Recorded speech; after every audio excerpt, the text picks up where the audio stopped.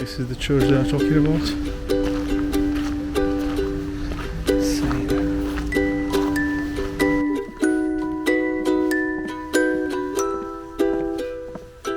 If you have a ticket, you can pass through the gates.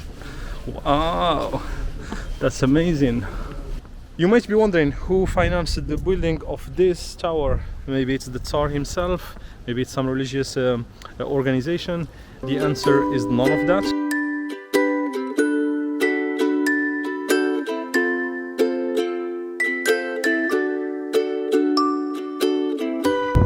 So from here you can get 30 kilometers radius over the city of Kiev.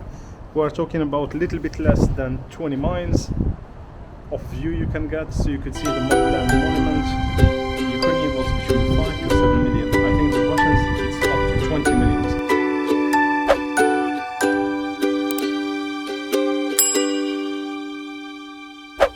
Yeah, I just want to show you something. So I'm near the monument of the unknown soldier. Just want to show you how green Kiev is.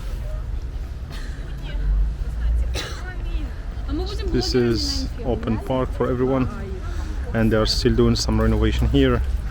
Not sure what they are building down there, but yeah, that's the Dnieper river on the other side. And just look at the landscape of Kiev. As you can see the constructions, there is tons of trees and parks. It's insane. I've never seen anything like this. We said we are going to the Pechersk Lavra, or the Monastery of the Caves, and I took the metro to Arsenalna metro station, and I walked through this park that commemorates a lot of war events. Like look at here what they are building. This is new, something that happened between 1921 1922. Just look at it. There is a lot of work ongoing here, and the theme of this park is, of course, to commemorate the wars and all the horrors that happened in the Second World War, and I think even other events. Look at this. They have something for, you know, golden stuff and big towers, and it's beautiful. Here's something else. Not sure what is this. Looks like it's going underground. Is this like a metro station? Let's see. Maybe there will be like a museum here. Yeah, I think the first line, the last word, it says museum, something like this, I would say. So na golo domori. Yeah, can't really read it well. I think it might be like the entrance of museum.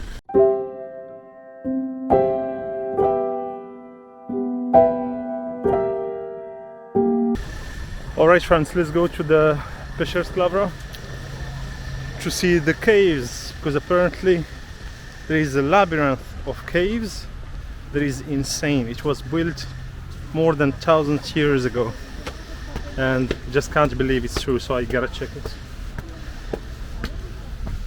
What I know, however, is that Pechersk Lavra, the Monastery of the Caves, let's call it the Monastery of the Caves, okay?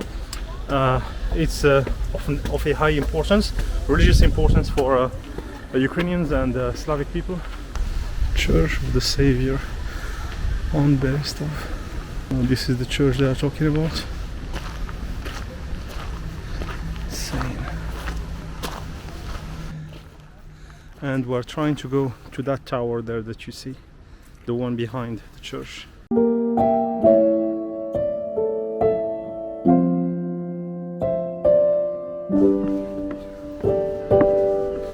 If it's taking me to the right place, but let's try.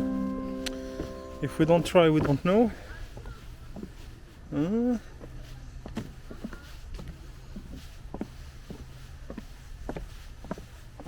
Doesn't make sense, but I think I should take left to go to the tower bell. The bell tower, the tower bell. It makes more sense to go here because the bell is on this side. Alright, last time I couldn't finish the catacomb tour. This time I have more time, I'm well prepared, and not only we're going to the catacombs, but we're also going to the bell tower of Lavra, which I'm gonna show you soon.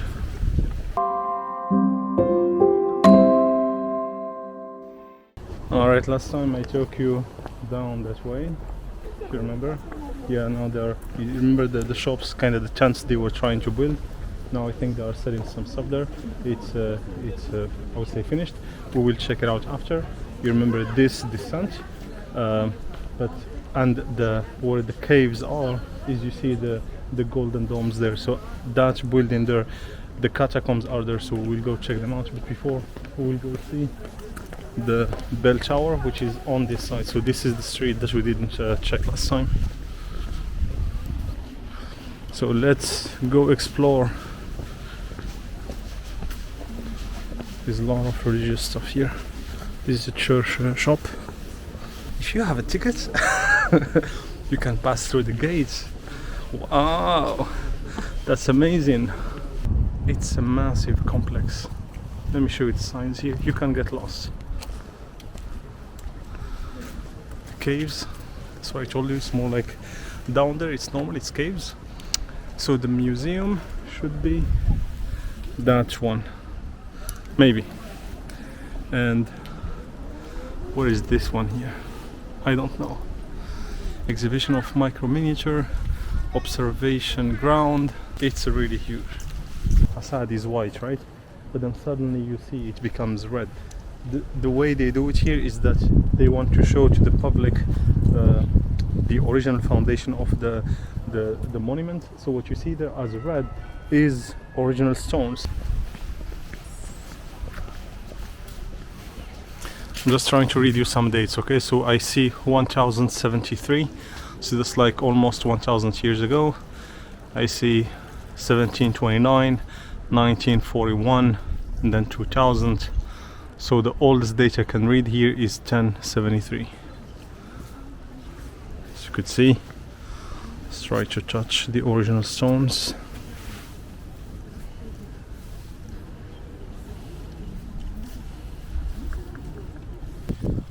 Alright, let's climb the tower. See you later. The Great Lavra Bell Tower, the one that you see just here. As you can imagine, it is not as old as the caves. The caves that were excavated by the monks, they date at least 2000 years ago. This one is only 270 years old. Only 270 years old. We are in Ukraine. Welcome to the Kievan Rus. You might be wondering who financed the building of this tower. Maybe it's the Tsar himself, maybe it's some religious organization. The answer is none of that. It's simply a Cossack, an individual person. As you know, about 400 years ago, the Cossacks pledged their alliance to the Tsar, so they became part of the Tsar Empire.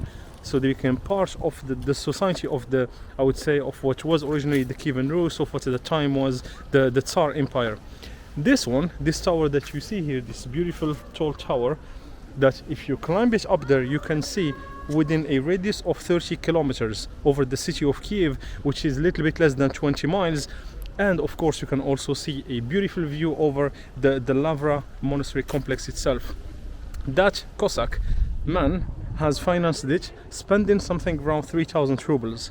So the ruble is today not the money of Ukraine, but it's the money of Russia. You might be wondering how much is 3,000 rubles to build this one. Here is the math you need to do.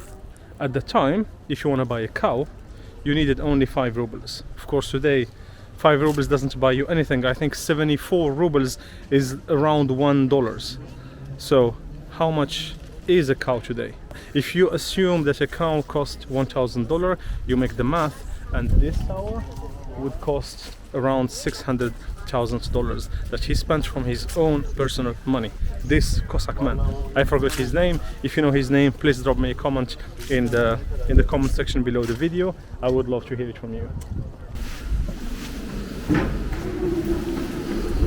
Is it starting point of the exhibition?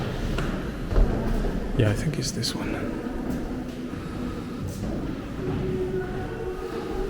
1695.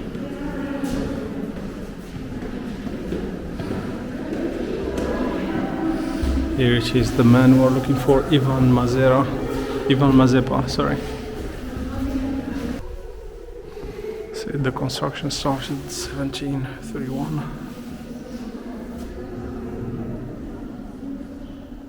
Wow, 5 million bricks, 20,000 tons of lime. No, dziękuję. Alright, let's check this one before we go upstairs. So yesterday was the Defender Day in Ukraine. It's a national day here, and there's a lot of I would say military theme exhibitions. This one is beautiful. Shield Maiden. Shows like the traditional Ukrainian ancestor.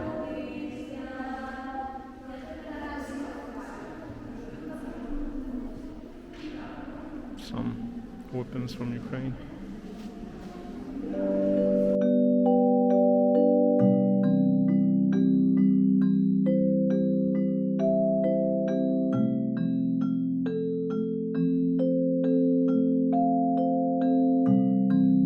Alright, let's do it.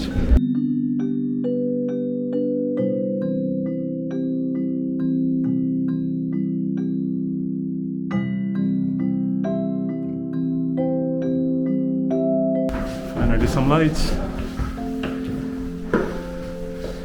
First level.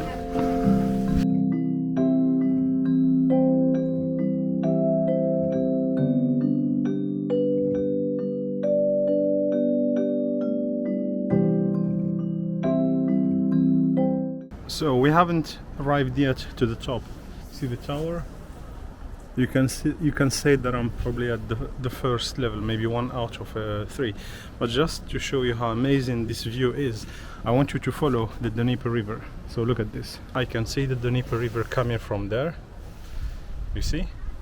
And all the way here, near the Lavra. It goes to near the Motherland Monument. Let's just look how far you can see the Dnieper river there. As I said, you could see the city within a radius of 30 kilometers, and I'm not yet at the top yet. Haven't arrived at the last floor. See, as I said many times in my vlogs, how green the city of Kiev is. Just look at the area that the trees are covering.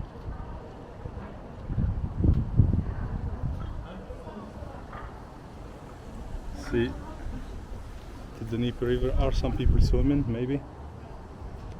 Alright, I think I want to go upstairs to have a higher view.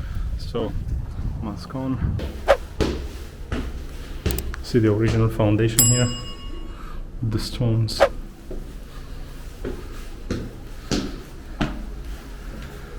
Alright, that's the end of it, the end of the tower, because as you can see, this door is, I guess, locked. But we have some amazing stuff here. Check out this bell. All the little inscriptions on it.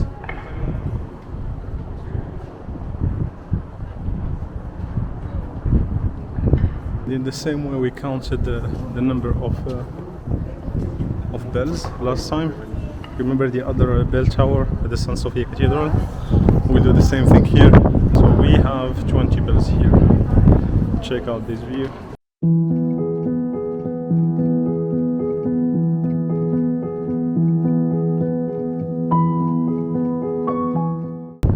So from here you can get a view over 30 kilometers radius over the city of Kiev.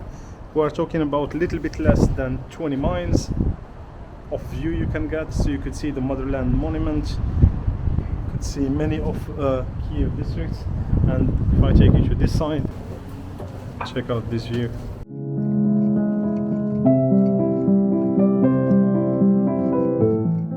There's a lot of things written in Cyrillic, so that unfortunately I can't help with. But if we see at the top there, see that head? Looks like the head of a cow. But if we look at here on the other side, it's like an eagle, you know. See the other side? This is the face of a man here. The last head that we have looks like a tiger or a lion, I'm not sure. So this is the landscape of Kiev. So you could see here the Lavra. It's like, you know, Orthodox constructions with the golden domes, the beautiful green scenery of Kiev, some historic houses here. And you know, there is that huge Soviet monument, you know, what they call the Motherland Monument. Everybody doesn't agree with this here in Kiev. Some people are for it, some are against it, because as you could see, it's a little bit like kinda, it's out of place when you look at it from a urban perspective. Like, forget the military aspect and the patriotic aspect of it. Just look at it from a urban point of view. It's a little bit out of decor, you know. You see? But on the other hand, there is like a lot of significance to it. So it's like the Motherland Monument. There is a lot of patriotic war monuments there. It's related to what they call the Patriotic War. Is like the Second World War. So there is a lot of significance to it, not only from a military point of view, but also from I would say patriotic point of view, like an identity point of view. Here in Ukraine, the shield of the lady, there is such a huge emblem of the Soviet Union, and that's another conversation, another discussion. There is even a law they call the decommunization law here in Ukraine. Is everyone happy with that, to keep that symbol of the Soviet Union here in Kiev, Ukraine? That's yeah. So that's why it's I don't think it's an easy answer to say yes or no. Just to give you an idea about other countries, let's say, and I don't mean here to compare, I'm just giving you other figures. France lost less than 300,000. The United Kingdom lost less than 400,000. The United States lost less than 500,000 people, like less than 500,000 people are American who died in the Second World War. The Ukrainian lost between 5 to 7 million. I think the Russians, it's up to 20 millions. So I think the toll that the Second World War took on the Slavic people is, when we look at the number of people that died, is a little bit bigger.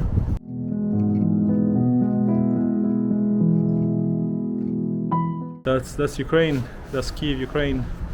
Here's your landscape, which is also mixed. You have a bit of the Soviet era, of a bit of the Tsar era, and then now some new towers popping up. To remind people that Ukraine is a country that doesn't remember its past, but that wants to live in the future. And that's what I love about Kiev, Ukraine.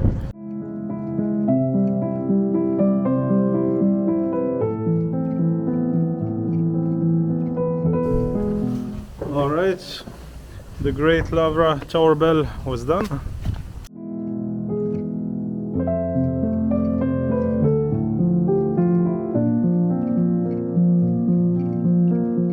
What do you think, guys? Are we ready to go see the caves? I think I am. Even though like the ticket I have gave me access to the museum, something called Lavra Museum. It amazes me how affordable Ukraine is. Like the ticket to this that you see here, plus the Great Lavra Bell Tower, all of it was 130 hryvnias, which is a little bit over €4, let's say $5. $5 to enter probably the most important religious monument and the oldest religious monument of Ukraine, and probably all the Slavic people. Because again, this is Kievan Rus. This is where the Slavic identity was formed, and the monk that excavated the what they call the Monastery of the Caves, he did it here in Kiev, and he was the first one to build something religious. In fact, it's the second oldest religious monument after the St. Sophia Cathedral we saw last time, a little bit earlier. We are still talking about 1000 years ago, 900 years ago. So yeah, a lot of history here.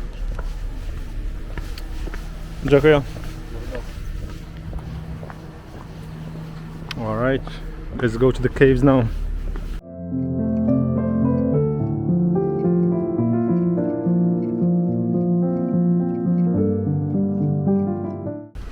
And now we are going to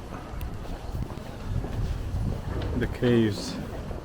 They call the catacombs. I think it's free, the entrance to the catacombs, but I guess if you want to have a guided tour, then you'll have to pay, which makes sense.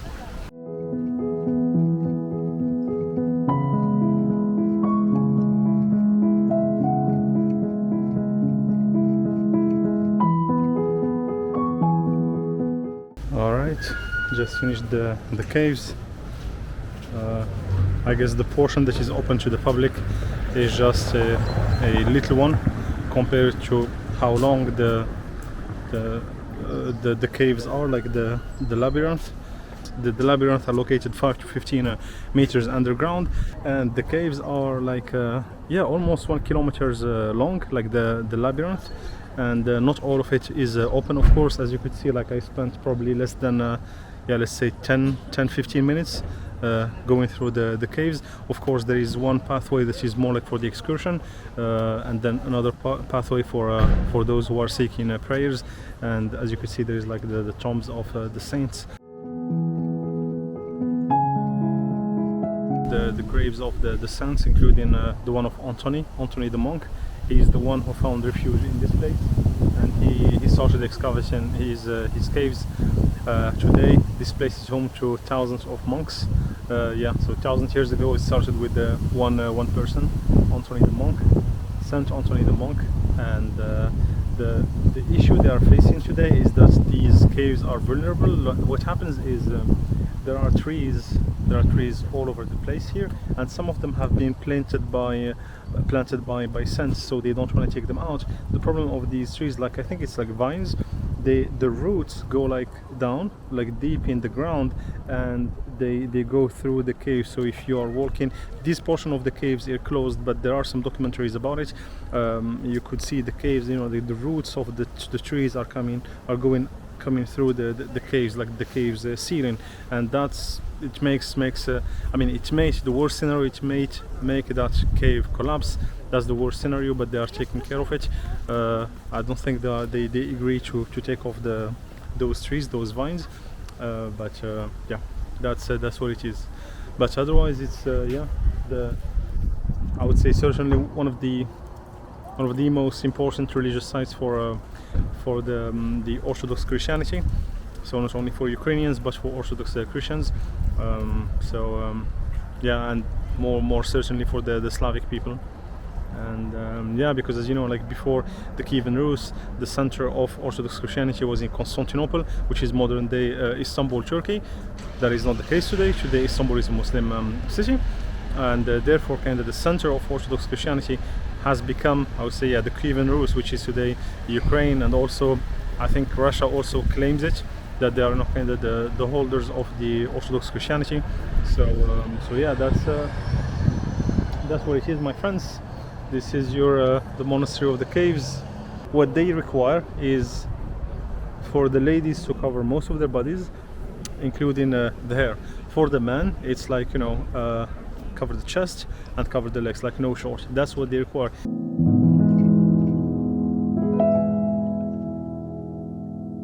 This place started with one monk, Saint Antony the monk. Today there are more than 1,000 monks practicing in this place. Of course not exactly this one, but as I said, the Pechersk Lavra is a huge complex domain.